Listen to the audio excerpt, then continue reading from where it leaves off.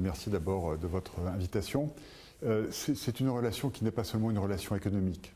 En fait, nous avons avec les Émirats arabes unis une relation d'amitié, une relation politique, une relation économique aussi, depuis plus de 50 ans. Et cette relation est nourrie par de nombreux échanges. Alors, dans ma responsabilité de ministre des Finances, je voulais faire un point sur l'avancement des projets économiques. Ils sont nombreux. Ce matin, on a lancé une opération qui a été imaginée par notre ambassadeur ici il y a 2 ans, qui s'appelle Meetup, et où on réunit des fonds d'investissement et des investisseurs qui sont intéressés par le développement des relations entre les Émirats et la France.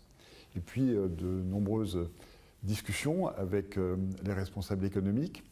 On a notamment poursuivi ce qui avait été lancé en février, où le président de la République française, Emmanuel Macron, avait réuni un sommet de l'intelligence artificielle.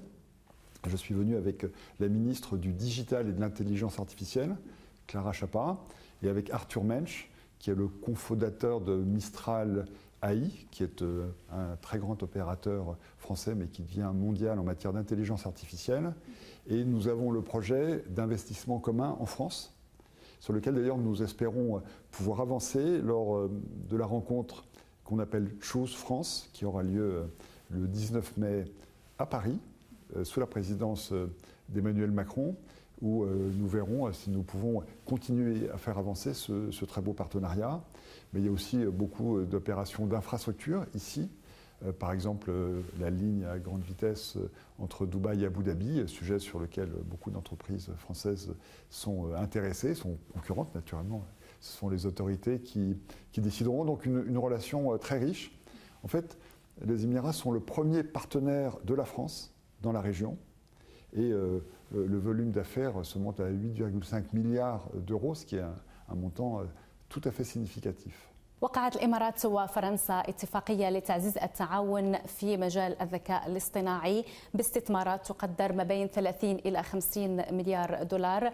هل من خطط لتوسيع هذه الاتفاقية لتشمل مجالات أخرى ربما الطاقات المتجددة وأيضا الأمن السيبراني؟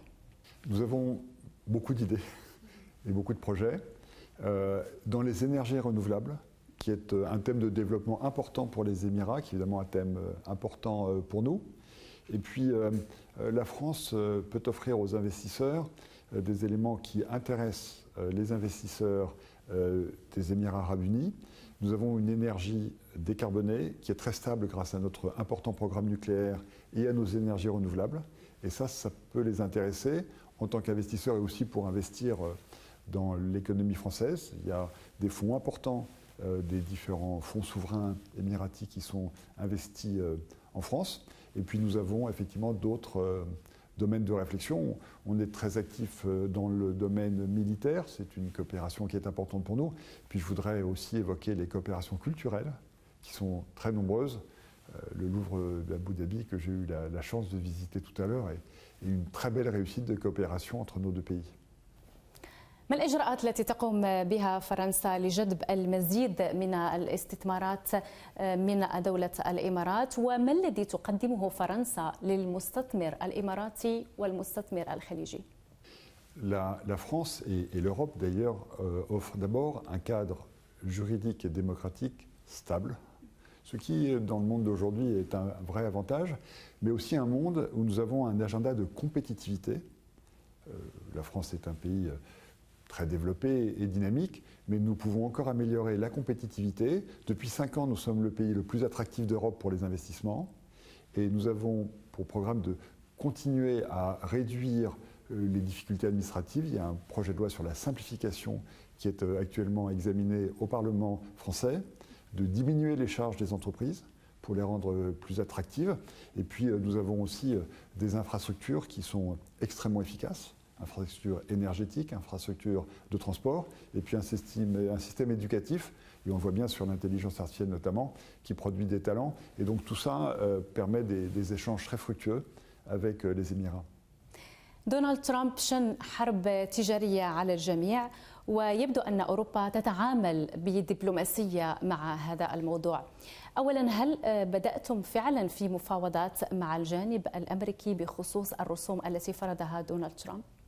Nous avons des relations nombreuses avec les États-Unis d'Amérique. J'y étais avec le président Macron il y a 2 mois, j'y étais dans le cadre des réunions du G7 et du G20 il y a 15 jours. Et donc nous souhaitons arriver à un accord rapidement. Je veux rappeler que les premières victimes de ces décisions sont les Américains eux-mêmes, puisque les tarifs augmentent le prix des produits qui sont importés aux États-Unis, et donc augmentent les prix.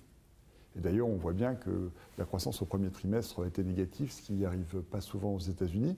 Donc on espère qu'on pourra rapidement ajuster les choses. Nous, ce que nous souhaitons, c'est qu'on revienne à des tarifs très modestes au niveau où ils étaient auparavant, parce que c'est le meilleur levier pour augmenter le commerce entre les États-Unis et l'Europe, qui est un commerce absolument essentiel pour la planète.